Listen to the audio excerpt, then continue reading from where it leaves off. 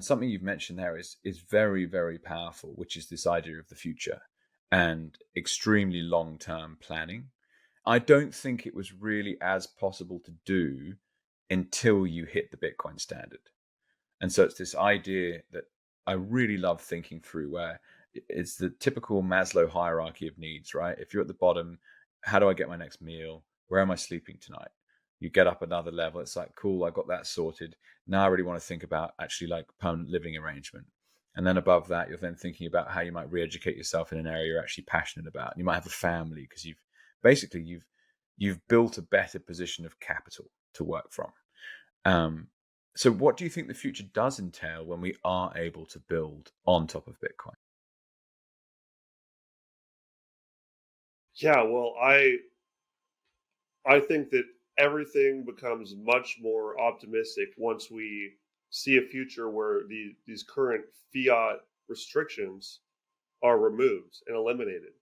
Because, as we know, as we're talking about all these different lies that have been pushed on us over the decades of our lives,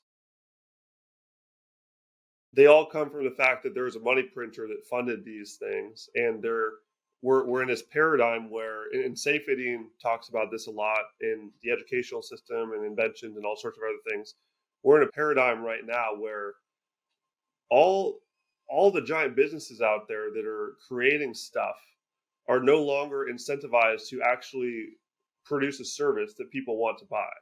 It's much more profitable now just to suck up to the money printer and the politicians and the congressmen to win them over and just pay them off to get your to build a moat around yourself and destroy competition. So there's no wonder why people just feel like they're not being served right now in the marketplace. And one great example of this is the airports and the airline industry, the most fiat thing ever.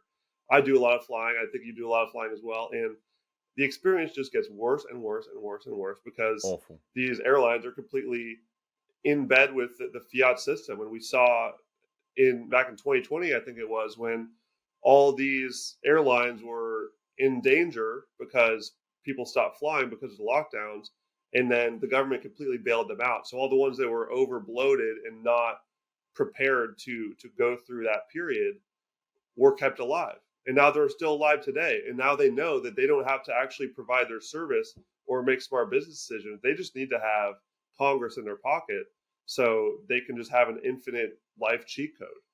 And so that's why they treat us all like shit now. And they just don't care about the service they're creating. And this is everywhere.